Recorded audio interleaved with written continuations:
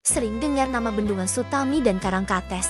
Banyak yang ngira dua bendungan ini adalah hal yang sama. Padahal, faktanya sedikit berbeda loh. Yuk, kita kupas tuntas biar nggak salah kaprah lagi. Jeti, di mana sih letak kedua bendungan ini?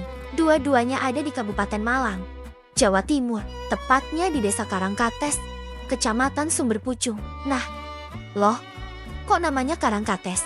Ini dia kuncinya. Bendungan Karangkates adalah nama resmi bendungan utamanya, yang mulai dibangun tahun 1964 dan diresmikan tahun ke-1973. Bendungan ini dibangun untuk mengendalikan aliran Sungai Brantas yang sering banget bikin banjir. Terus, Bendungan Sutami itu apa? Bendungan Sutami adalah nama baru dari Bendungan Karangkates.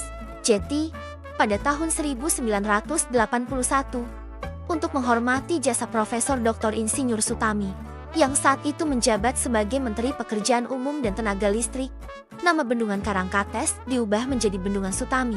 Beliau punya peran besar banget dalam pembangunan infrastruktur di Indonesia, termasuk proyek Sungai Brantas ini.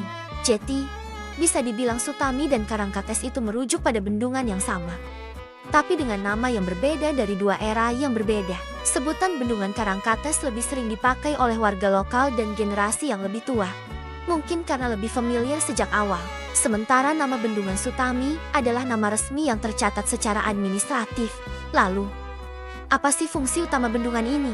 Wah, fungsinya vital banget. Pertama, tentu saja sebagai pembangkit listrik tenaga air atau PLTA. Listrik yang dihasilkan dari sini menyuplai kebutuhan energi untuk sebagian besar wilayah Jawa Timur dan Bali. Ini penting banget buat industri dan rumah tangga.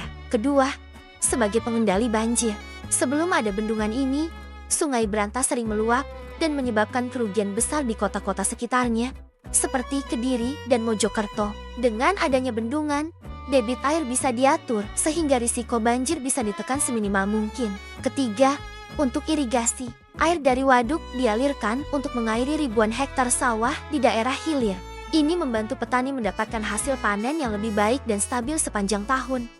Jadi ketahanan pangan kita juga ikut terjaga. Keempat, sebagai sumber air baku. Air dari waduk ini juga dimanfaatkan oleh perusahaan daerah air minum atau PDAM untuk diolah menjadi air bersih yang kita gunakan sehari-hari. Dan yang terakhir, tentu saja sebagai destinasi wisata. Pemandangan di sekitar Waduk Sutami ini indah banget. Banyak orang datang untuk bersantai, memancing, naik perahu, atau sekadar menikmati suasana alam yang sejuk. Ada juga taman-taman dan fasilitas rekreasi yang membuat tempat ini jadi pilihan favorit keluarga untuk liburan.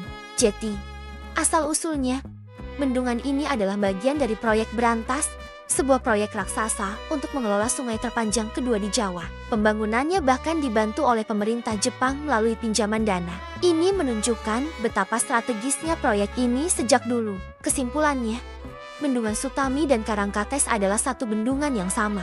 Karangkates adalah nama aslinya, sedangkan Sutami adalah nama resminya saat ini. Fungsinya sangat multifaset, mulai dari penyedia listrik, pengendali banjir, irigasi, sumber air bersih, hingga tempat wisata. Keren banget kan satu bendungan bisa punya manfaat sebanyak itu?